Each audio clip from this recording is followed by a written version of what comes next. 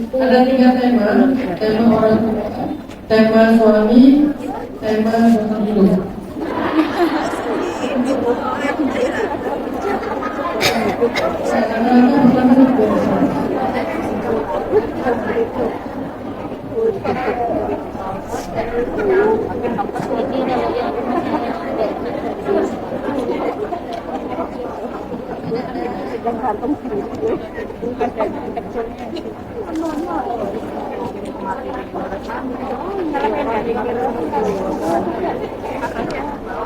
Ini Ustaz, apa definisi bahagia menurut Ustaz?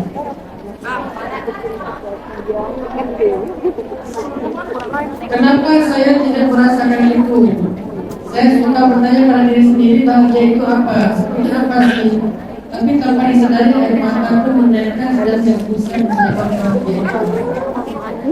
Bagaimana kalau menghilangkan rasa seperti anak wanita yang tidak beruntung karena dalam kisah pernikahan belum ada saya mengalami KDRT perlindungan berulang kali dari tentang air. Ketika tentang air saya merasa terjadi dengan perempuan luar sana. Saya bekerja di sini dan 6 tahun berhubungan. Ya masih panjang ya, mas kalau kita baca nanti kalau beres maghrib. Saya ambil poin ini aja. Bahagia dalam kisah itu dibagi menjadi tumaninah dan sakinah. Bahagia itu menjadi 2, tumaninah dan sakinah. Tumaninah itu letaknya di hati, sakinah itu letaknya di luar hati. Faktor-faktor yang membuat hati kita bahagia adalah zikrullah. Ala dzikrillah tatma'innul qulub. Bukankah dengan zikir hati menjadi tenang? Sedangkan faktor-faktor bahagia yang disebut dengan istilah sakinah itu banyak. Pertama, faktor utamanya adalah circle kita, keluarga kita, orang terdekat kita. Mulai dari orang tua, kemudian saudara, kemudian pasangan, kemudian anak, termasuk fasilitas hidup kita kayak rumah, kendaraan, pakaian, dan berbagai macam hiburan. Semua itu bisa menentukan sakinah tidak sakinahnya diri kita. Maka lakukan dan ikhtiarkanlah 2 bentuk kebahagiaan ini. Pertama, kencangkan zikirnya. Kedua, hargailah cinta-cinta yang sudah ada dalam kehidupan kita sebelum Allah anugerahkan cinta yang lain. Jangan sampai kita selalu berpikir kalau kita itu fakir cinta. Seolah-olah kalau kita belum menikah kita nggak punya cinta dalam hidup. Seolah-olah kalau kita diputusin, kita ditinggalkan, kita gagal dalam pernikahan, berarti kita kekurangan cinta. Bukankah kita masih punya orang tua yang mencintai kita? Dan itu cinta. Bukankah masih punya anak bagi janda, bahwa itu cinta juga. Anak mencintai ibunya. Jadi kita ini bukan orang yang kekurangan cinta, hanya belum mampu menghargai cinta-cinta yang sudah ada. Karena itu faktornya sakinah, faktornya bahagia. Jangan terikat hanya dengan satu definisi cinta. Yang namanya cinta itu bukan pasangan, bukan pasangan cuma salah satu. Ada orang tua, ada keluarga, ada anak-anak, ada sahabat, dan yang lebih tinggi lagi ada Allah dan Rasul. Tapi yang bisa kita lihat ada manusia circle terdekat. Mereka ada cinta-cinta yang luar biasa berlimpah dalam kehidupan. Ada yang mereka. Ustaz, saya capek. Sama-sama Tan. Tapi bukan Tan. Bukan capek. Kalau dengar capek, kita juga capek. Ada 2 capek. Capek zahir, capek batin. Kalau capek zahir tidurnya di kasur. Kalau capek batinnya tidurlah di atas saja. Nanti maksud saya, Ustaz saya lelah. Sama. Yang penting capek dan ini lelah. Saya lelah karena bisa energi. Sampai kamu ketemu siapa-siapa. Dapat me time. Ya benar. Me time itu adalah sunnah Nabi. Dalam bahasa Arab, me time itu disebut dengan uzlah, disebut dengan tahannus, disebut dengan i'tikaf, dan puncaknya disebut dengan al-unsu billah. Semua itu me time. Yang paling ringan naik gunung Uhud. Ada gunung apa di sini? Gunung Kembar. At-Taufiq. Gunung At-Taufiq. Tepik. Oh, nggak tahu. Saya gunung At-Taufiq dan masjid. Itu. Oke, kan beda ya. Bagaimana cara memaafkan kesalahan suami yang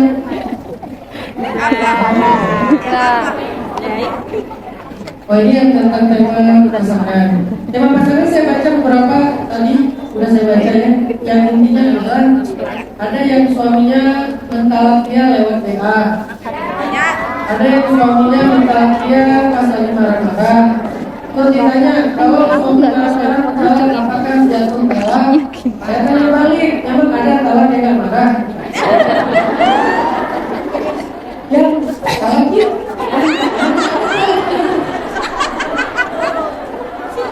Aku pengen ya sama kamu.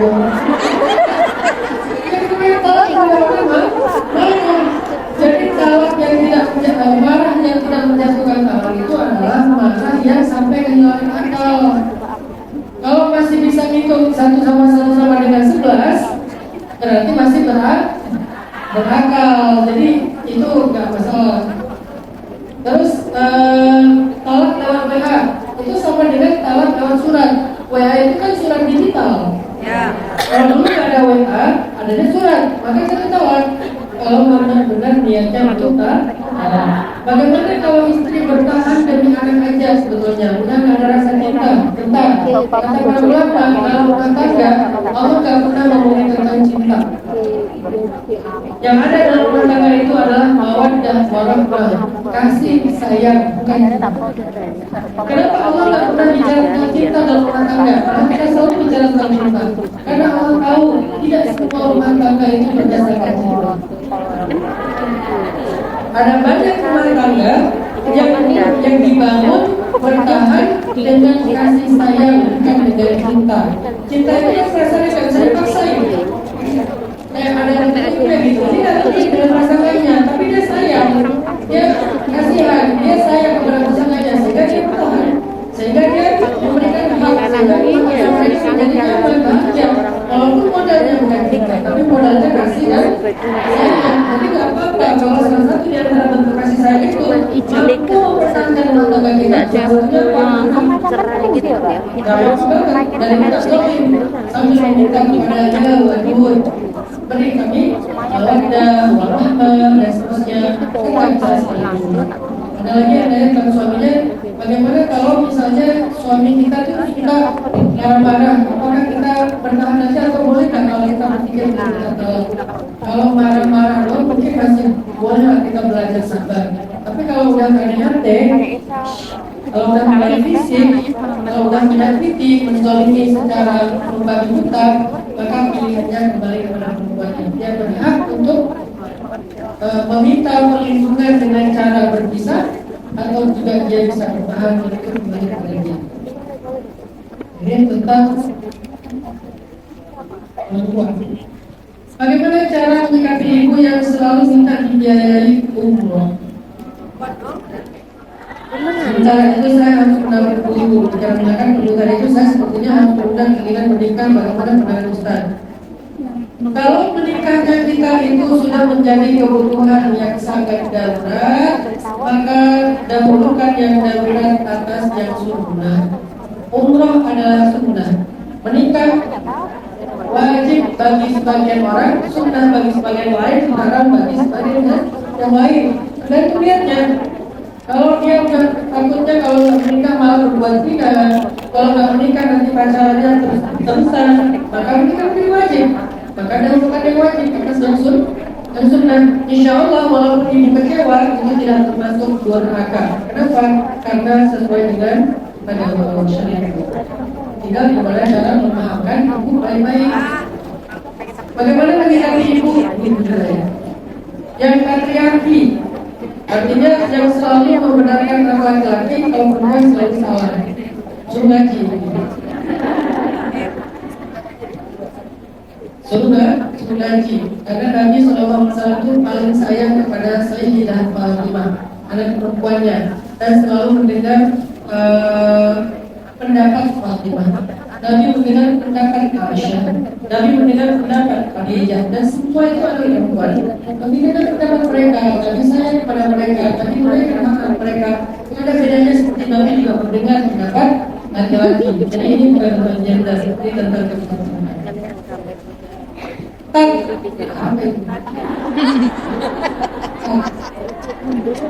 Assalamualaikum warahmatullahi wabarakatuh. Apakah salah jika saya marah kepada orang tua sendiri? Saya anak perempuan satu-satunya. Mungkin orang tua bermaksud saya kepada ibunya, tapi saya merasa orang tua selalu ikut campur rumah tangga kami, hingga akhirnya hubungan kami suami istri tidak baik. Tergantung ikut campurnya apa. Kalau ikut campurnya untuk mendamaikan, Nabi juga ikut campur. Ketika terjadi pertengkaran antara Ali dengan Fatimah, maka kemudian Nabi bilang kepada Fatimah, wahai Fatimah, belajarlah kepada Asma. Asma itu ahli surga. Ternyata yang disuruh Nabi belajar kepada Asma itu adalah tentang bagaimana Asma sangat baik pada suaminya. Kalau ikut campur untuk mendamaikan, jangankan orang tua, orang lain pun berhak untuk mendamaikan selama tidak berlebihan. Tapi kalau ikut campur justru memisahkan, berarti dia sudah menjadi wakil-wakil syaitan.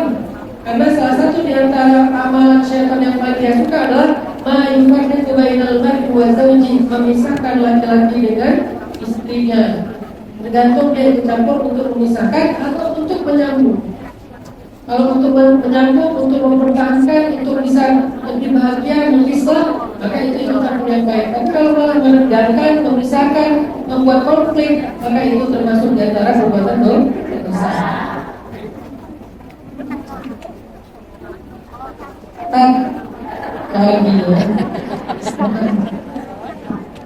Apakah saya durhaka membesarkan ayah hingga pernikahan saya dari hasil taruhan? Jadi biaya pernikahannya dari hasil taruhan judi kali ya, jadi online pernikahan. Terus saat ini di rumah saya diolok-olok dan dibanding-bandingkan dengan anak orang lain. Sekarang saya bekerja di sini, orang tua meminta saya pulang karena bapak tidak sanggup merawat ibu. Jika saya pulang, bagaimana dengan masa depan saya dan keluarga baru saya?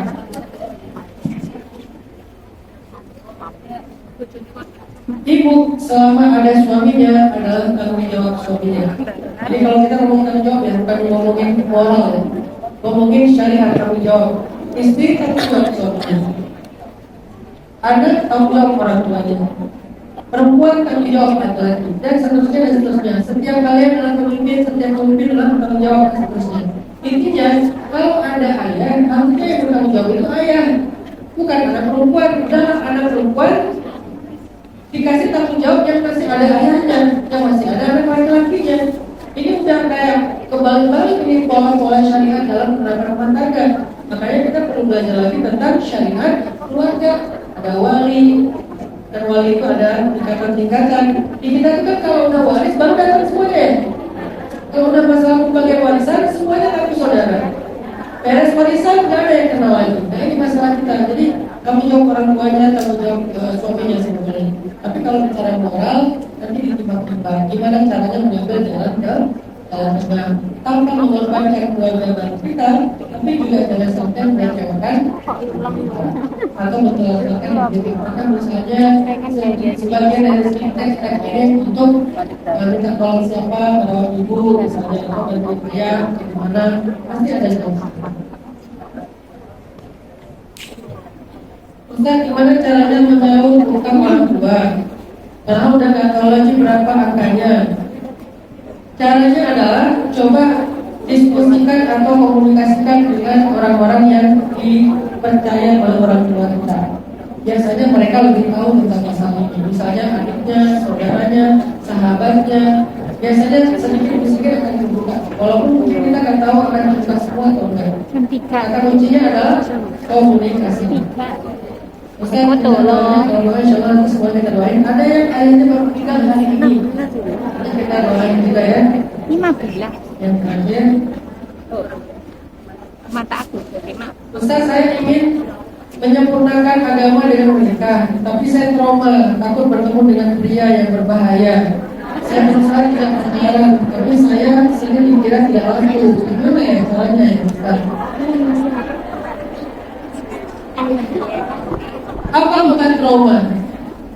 Obat trauma itu adalah belajar tawakal.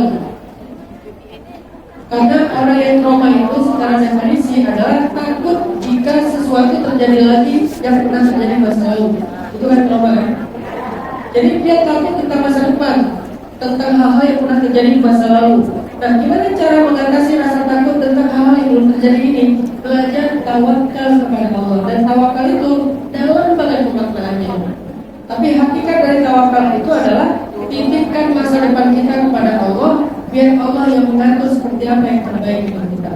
Makin kuat tawakal kita, sifat kita, iman kita dalam hati kepada Allah, bergantungnya kita kepada Allah dalam hati, insya Allah semakin berkurang porsi trauma. Saya juga orang yang trauma, walaupun dalam urusan yang berbeda, misalnya tentang finansial, tentang bisnis, segala macam. Tapi apa yang bikin saya berani mencoba lagi? Karena saya serahkan masa depan saya kepada Allah.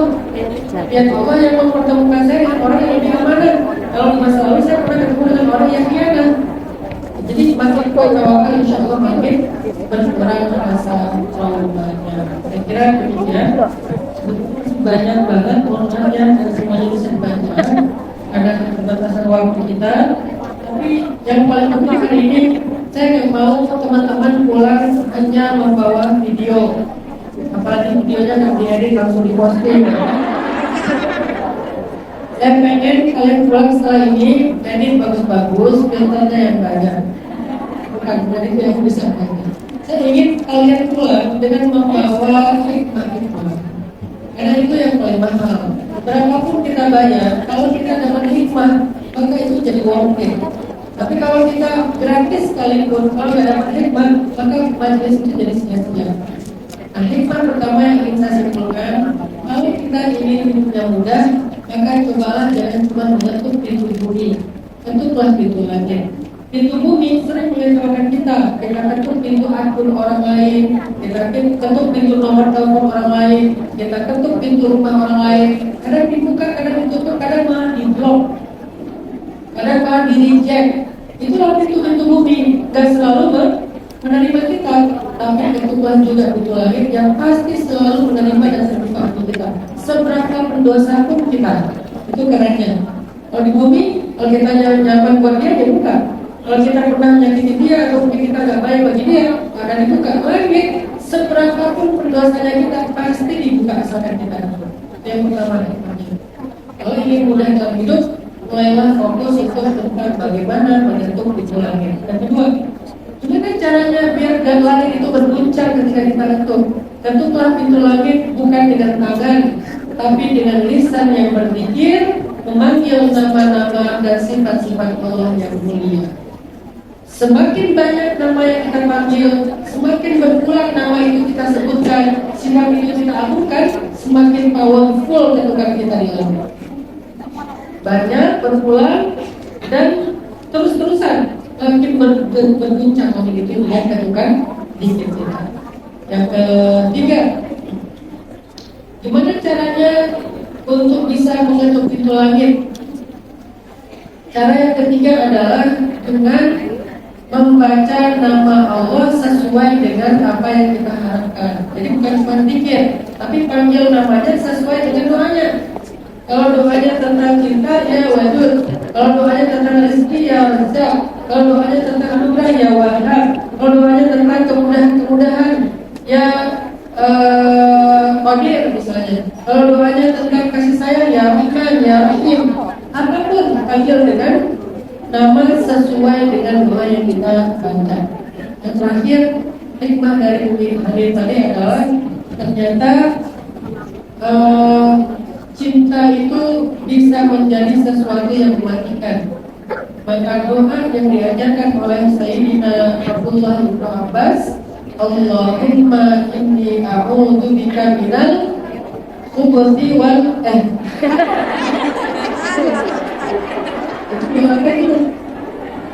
Masuk WC. Minal apa? Ada yang catat. inni a'udzubika minal ishqi. A'udzubika minal ishqi. Pakai qaf. Ya Allah, aku berlindung kepadamu dari beratnya rasa rindu, beratnya rasa cinta, yang dengan rasa itu aku kadang-kadang tidak mampu mengendalikan diriku sendiri.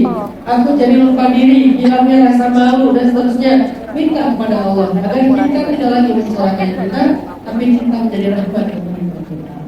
Mudah-mudahan hikmah ini bisa jadi oleh-oleh, dibawa pulang, dibawa dalam kehidupan sehari-hari, sehingga insya Allah hidup kita akan jadi jauh lebih berkah lagi. Maka yang terakhir, mari kita sama-sama tutup dengan doa.